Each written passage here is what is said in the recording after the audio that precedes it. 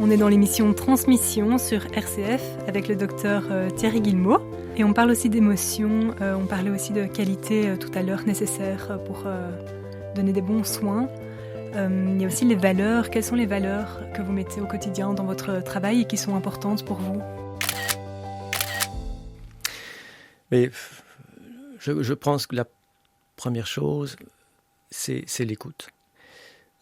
C'est vraiment remettre le patient au centre du processus. Lorsqu'il est question de prendre éventuellement des décisions difficiles, par exemple dans la vie finissante, c'est vraiment important qu'il s'agisse du patient qui décide de ce qui est bon pour lui et non pas de la famille ou du médecin.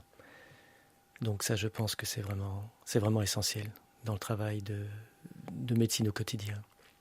Est-ce que c'est facile justement de respecter la volonté du patient et avoir sa casquette de thérapeute parfois en ayant une idée du chemin à suivre, que ce soit au niveau des soins ou au niveau de la qualité de vie, etc. Et en même temps tenir compte de la volonté du patient qui n'est peut-être pas dans la même lignée, sur la même longueur d'onde ? Oui, c'est pas toujours facile. C'est pas toujours facile, mais dès lors que l'idée est de mettre le patient au centre du processus, je pense que c'est quand même faisable. Le patient a quand même besoin d'être informé. Le rôle du médecin, c'est d'expliquer dans des termes accessibles par le patient de ce dont il s'agit. Une fois qu'il sait, d'autres questions vont peut-être venir à lui et c'est au médecin d'y répondre, de tenter d'y répondre. Et une fois tous ces éléments intégrés, c'est lui qui prend la décision. S'il a besoin d'aide dans la prise de décision, on peut lui suggérer. Mais je prends l'exemple d'une intervention difficile ou d'une intervention risquée. Ça, c'est probablement la situation peut-être un peu la plus casse-cou qui puisse exister pour le médecin, comme aussi pour le patient, bien entendu, en fonction de ce que l'un et l'autre pensent, redoutent. Voilà, on ne peut jamais promettre un résultat à 100%, ce serait trop beau. On ne peut jamais dire qu'une opération ne connaîtra pas de complications, même les plus rares, ou un médicament, etc. Donc, c'est toujours un échange entre deux personnes. Et à un certain moment, il n'y a peut-être plus de patients et de médecins, mais il y a deux personnes qui se rencontrent. Voilà. Deux humains, et j'imagine que le patient se sent aussi si la personne en face d'elle est connectée avec ce qu'il vit. Et en effet, on n'est pas des robots, donc on a aussi des émotions, des sentiments. Est-ce que vous, justement, pendant votre carrière, est-ce que vous avez rencontré une situation vraiment difficile qui vous a marqué ? Oui, j'en ai rencontré plusieurs. Ce sont effectivement des moments très, très, très prenants, bien sûr. J'ai été amené à pratiquer, à la demande expresse de la personne, une euthanasie. Et je vous assure que c'est quelque chose de vraiment très, très lourd et difficile, je dirais presque à vivre. J'en parle avec beaucoup de, comment dirais-je, de difficultés malgré tout, parce que sans cesse, on peut revenir sur est-ce que c'était la bonne décision pour cette personne ? Se rassurer en disant oui, c'est elle qui le voulait. J'ai fait tout ce que j'ai pu pour d'abord entendre sa souffrance. J'ai fait tout ce que j'ai pu pour lui proposer d'autres pistes aussi, comme les soins palliatifs, etc. Mais il y a des situations où précisément il faut s'en remettre à la volonté expresse de la personne. Nous avons la chance en Belgique de disposer d'une loi qui permet cet ultime accompagnement de son patient. Et comment est-ce que vous trouvez votre équilibre justement avec les situations difficiles comme celle-ci que vous pouvez vivre, et en même temps, après vous, votre vie de thérapeute, votre vie d'homme, mari, etc., papa, je pense, vous êtes Bien papa sûr, de oui, plusieurs certainement. enfants. Comment est-ce qu'on continue dans ces cas-là? Qu'est-ce qui vous nourrit au quotidien pour trouver cet équilibre? Eh bien, je pense que même si on reste encore médecin sous sa douche, comme disent certains, il n'y a rien à faire. Il y a un moment où il faut pouvoir se déconnecter, bien entendu. On ne peut pas vivre 24 heures sur 24 en ayant telle ou telle préoccupation à l'esprit, parce que sinon on ne vit plus, ou on vit à moitié, on va dire. Et donc, j'ai plusieurs moyens, en fait.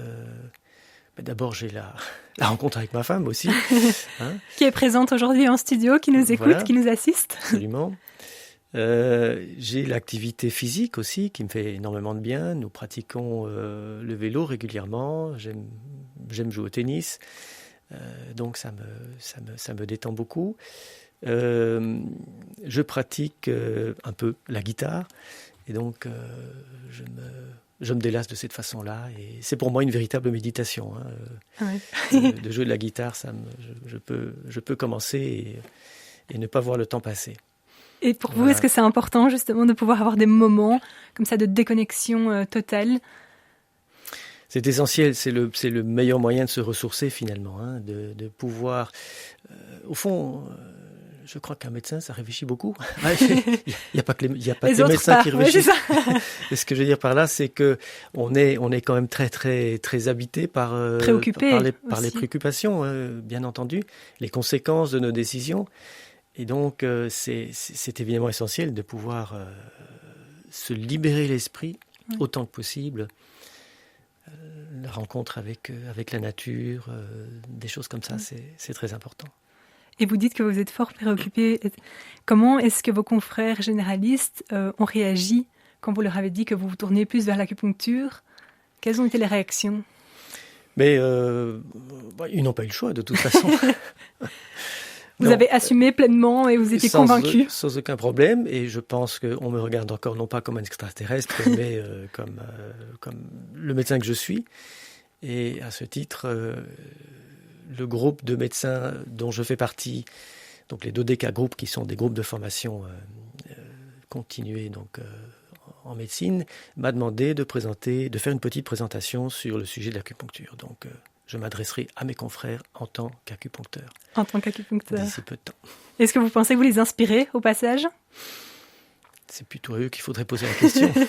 Après votre intervention. Oui. Est-ce que c'était une vocation pour vous de devenir médecin? Est-ce que c'était un rêve d'enfant? Alors pas du tout.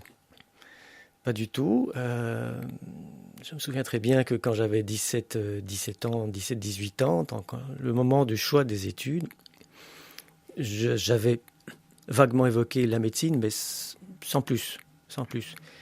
Et j'ai pas peur de dire que j'ai été influencé, même profondément influencé par un de mes professeurs, donc au collège, qui me disait « Tiens, je te verrais bien médecin ». Et du coup, que quelqu'un d'autre me le dise, ça m'a fait réfléchir un petit peu plus avant. Et petit à petit, la décision s'est faite. Mais c'est vrai que ça n'a pas été quelque chose, une vocation innée, certainement pas. J'avais tout au plus un oncle qui était médecin. Mais voilà, ça s'arrêtait là. Et puis les choses sont venues progressivement, évidemment.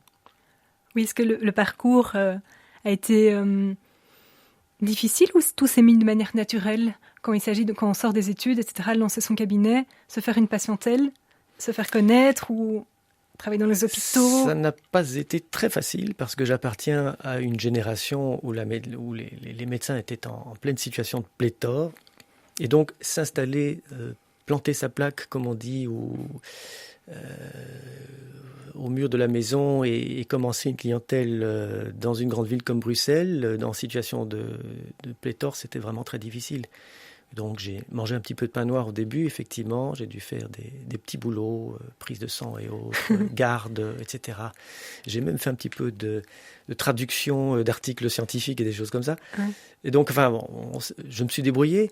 Et puis petit à petit, finalement, les choses se sont mises en place. Et... Vous avez trouvé un épanouissement. Exactement. Et si jamais demain, vous me donnez les clés de votre cabinet, sachant que je vais reprendre les commandes, qu'est-ce que vous auriez envie de me transmettre ?